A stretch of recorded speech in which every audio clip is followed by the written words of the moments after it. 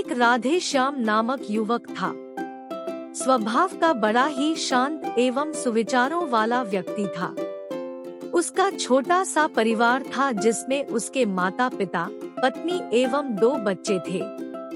सभी से वो बेहद प्यार करता था।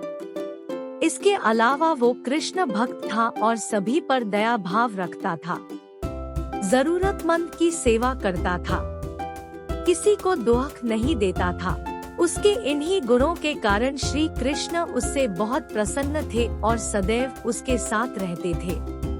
और राधे श्याम अपने कृष्ण को देख भी सकता था और बातें भी करता था। इसके बावजूद उसने कभी ईश्वर से कुछ नहीं मांगा। वह बहुत खुश रहता था क्योंकि ईश्वर हमेशा उसके साथ रहते थे, उसे मार्गदर्शन देते थे। राधे श्याम भी कृष्ण को अपने मित्र की तरह ही पुकारता था और उनसे अपने विचारों को बांटता था। एक दिन राधे श्याम के पिता की तबीयत अचानक खराब हो गई। उन्हें अस्पताल में भर्ती किया गया। उसने सभी डॉक्टर्स के हाथ जोड़े, अपने पिता को बचाने की मिन्नतें की, लेकिन सभी ने उससे कहा कि वो ज्यादा उम्मीद नहीं दे सकते और सभी ने उसे भगवान पर भरोसा रखने को कहा। तभी राधे श्याम को कृष्ण का ख्याल आया और उसने अपने कृष्ण को पुकारा। कृष्ण दौड़े चले आए। राधे श्याम ने कहा, मित्र, तुम तो भगवान हो, मेरे पिता को बचा लो। कृष्ण ने कहा, मित्र, ये मेरे हाथों में नहीं है। अगर मृत्यु का समय होगा तो होना तय है। इस पर राधे श्याम नाराज हो गया और कृष्ण से लड़ने लगा।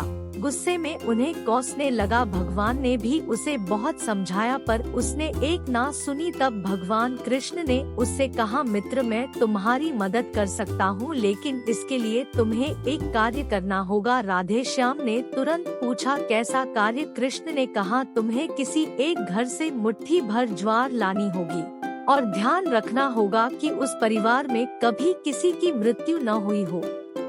राधे श्याम झट से हाँ बोलकर तलाश में निकल गया। उसने कई दरवाजे खटखटाए। हर घर में ज्वार तो होती, लेकिन ऐसा कोई नहीं होता जिनके परिवार में किसी की मृत्यु ना हुई हो। किसी का पिता, किसी का दादा, किसी का भाई, माँ, काकी या बहन। 2 दिन तक भटकने के बाद भी राधे श्याम को ऐसा एक भी घर नहीं मिला।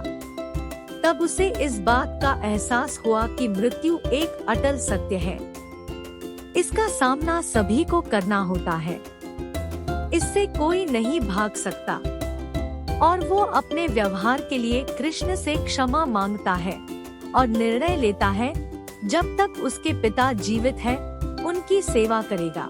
थोड़े दिनों बाद राधे श्याम के पिता स्वर्ग सिधार जाते हैं। उसे दुख तो होता है, लेकिन ईश्वर की दी उस सीख के कारण उसका मन शांत रहता है। दोस्तों, इसी प्रकार हम सभी को इस सच को स्वीकार करना चाहिए कि मृत्यु एक अटल सत्य है, उसे नकारना मूर्खता है। दुख होता है, लेकिन उसमें फंस जाना गलत है। बढ़ना ही जीवन है। कई बार हम अपने किसी खास के चले जाने से इतने बेबस हो जाते हैं कि सामने खड़ा जीवन और उससे जुड़े लोग हमें दिखाई ही नहीं पड़ते। ऐसे अंधकार से निकलना मुश्किल हो जाता है।